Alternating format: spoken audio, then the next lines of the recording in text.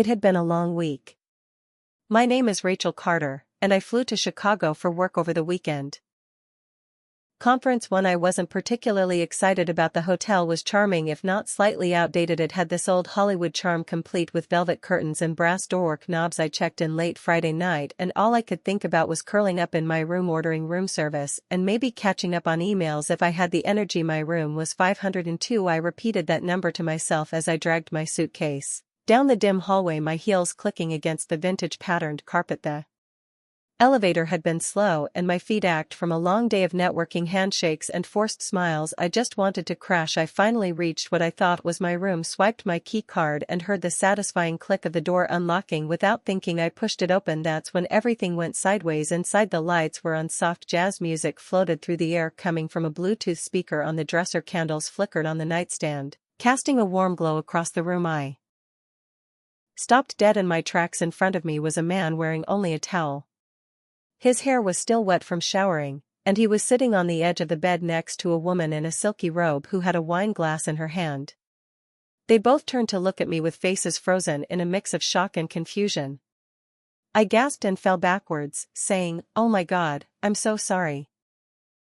I slammed the door shut before they could say anything. My heart was pounding. I stood outside the room for a moment, mortified, before glancing at the number on the door. 504, not 502. I was 2 rooms off. I hurried down the hall and found my actual room, heart still racing. Once safely inside, I leaned against the door and let out a long breath. I'd never been more embarrassed in my life. My mind kept replaying the moment, how their faces looked, the jazz, the candles. It was like I had walked into the opening scene of a romantic movie, only I wasn't supposed to be in it. I didn't sleep well that night. Every creak in the hallway made me jump. I kept worrying they might complain to the front desk, or worse, what if I ran into them at the conference? Morning came and I tried to shake it off. I dressed in my usual business casual attire, tossed my hair into a neat ponytail and headed to the ballroom for the breakfast session. It was a sea of name tags and lukewarm coffee, but I was used to it by now. I was pouring myself a cup when someone tapped me on the shoulder. I turned and nearly dropped the coffee pot. It was him, the man from room 504. He was dressed now, of course, navy blazer, fitted slacks, a lanyard with his name tag hanging from his neck. "Hey," he said, his voice easy and warm. "We sort of met last night." I felt my face go red. "I am so sorry. I thought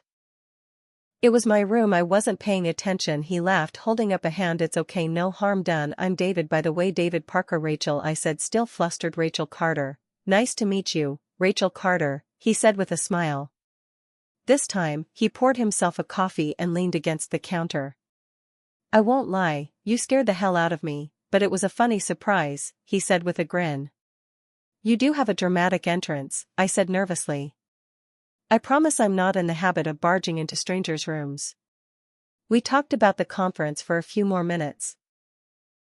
Our work, where we were from. He was a software consultant from Austin. I was in marketing based out of Boston. It turned out we were attending some of the same sessions, and somehow the awkwardness faded quicker than I expected. Later that afternoon, during one of the breakout sessions, I saw him again. He waved and offered the seat next to him. I hesitated just a second, then took it. It felt natural. That evening, after a long day of seminars and speeches, I returned to my room and found a small envelope slipped under my door. "Dinner lobby at 7, David." I stared at the note for a full minute. My first instinct was to decline. I didn't mix business with personal, but then I thought about how easy it had been to talk to him, how kind his eyes were, how he didn't make me feel stupid for my mistake. So I said yes. Dinner was at a cozy Italian place 2 blocks from the hotel. We ordered wine, laughed over our initial meeting and talked for hours. I learned that David had a teenage daughter, shared custody with his ex, and had been out of the dating scene for a while. I told him about my dog, my love for old movies, and how I hated business travel. By dessert, the tension was gone completely. We walked back to the hotel slowly, the city lights twinkling around us. When we reached the elevator, there was a pause. Neither of us moved. "I had a great time," I said softly. "Me too,"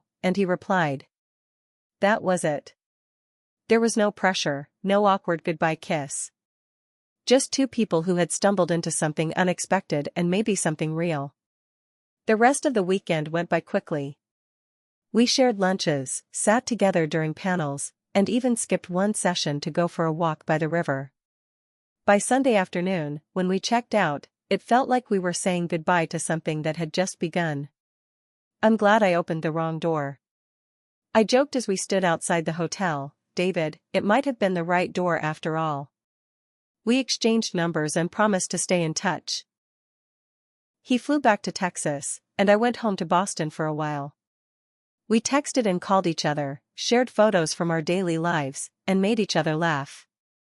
Then we went on a weekend trip together. Meeting in New York that weekend confirmed what we both thought: this wasn't just a one-night stand at the conference, it all started when I opened the wrong door.